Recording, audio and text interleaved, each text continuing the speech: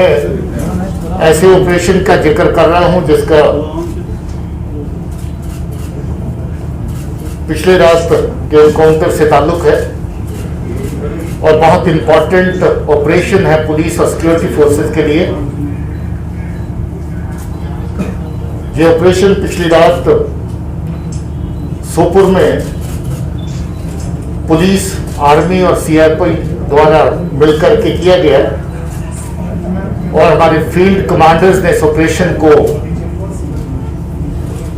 पूरी रात सुपरवाइज किया और सीनियर लेवल पे मेरे भाईजान जीओसी साहब और आईजी साहब पल इस ऑपरेशन को मॉनिटर करते रहे। बहुत नीट एंड क्लीन, साफ सुथरा ऑपरेशन हुआ जिसमें 3 बहुत ही खूंखार टेररिस्ट कमांडर मारे गए और ये तीनों के तीनों अपने आप में कमांडर थे, क्योंकि बड़े लंबे अरसे से बहुत तरह के टेरर क्राइम को ये अंजाम दे रहे थे।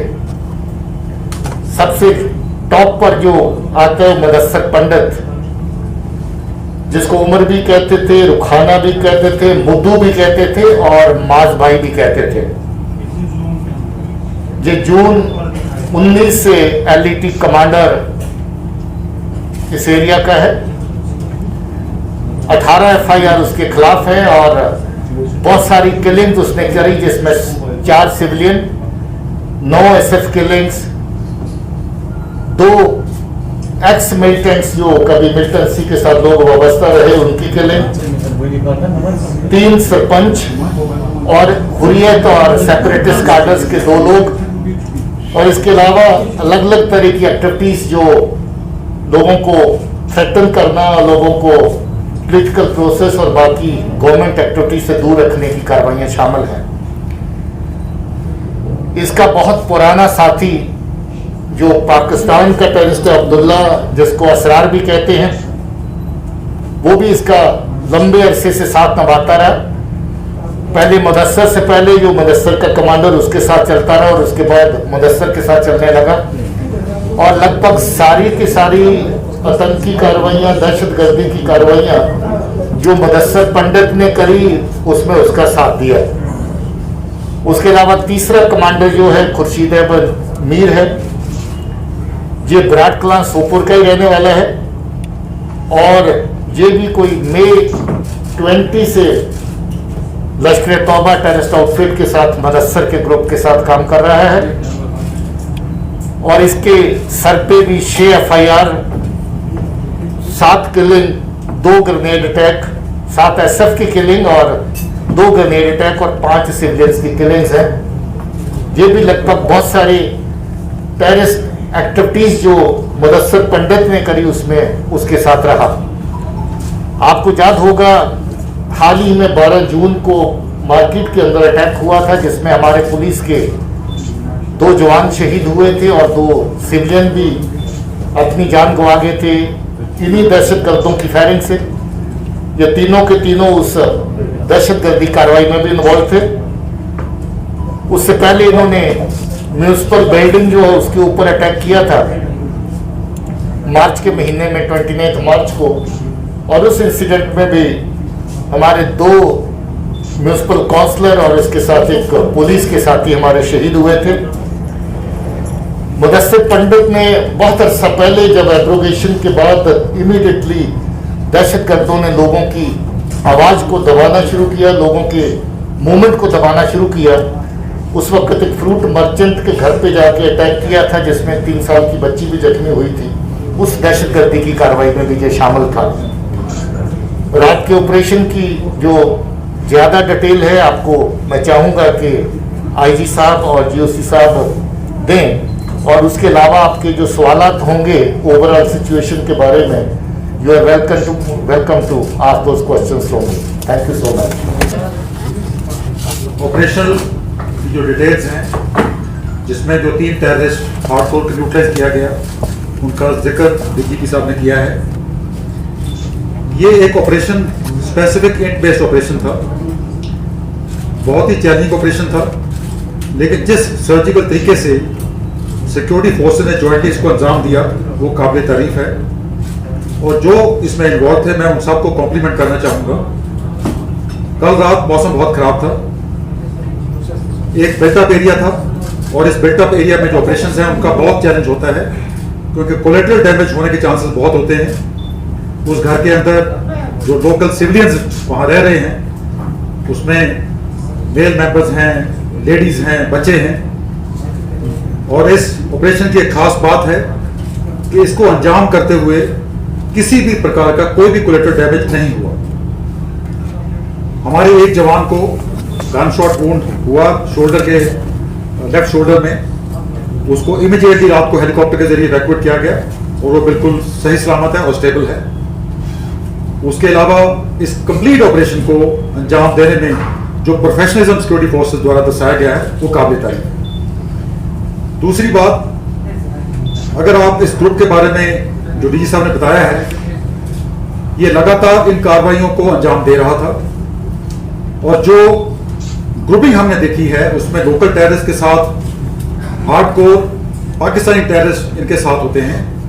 ये रिसेंट इंसिडेंट्स में काउंटर्स में सेकंड मौका एक सीलू में ऑपरेशन हुआ था जहां पे हमने 2 टेररिस्ट को मारा था, एक लोकल था और एक पाकिस्तानी टेररिस्ट था।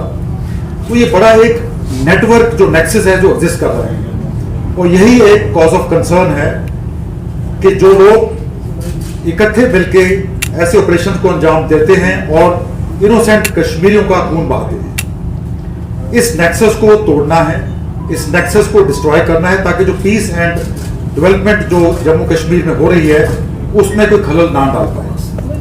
सो मैं अपील करना चाहूँगा सिविल सोसाइटी को, अपील करना चाहूँगा कश्मीरी अवाम को कि सिक्योरिटी फोर्सेस का साथ दें ताकि जो नेटवर्क है हम उसको डिस्ट्रॉय कर सकें। ये जो नेटवर्क है ये साइकिल ऑफ वायलेंस को लगातार अंजाम देना चाहता है।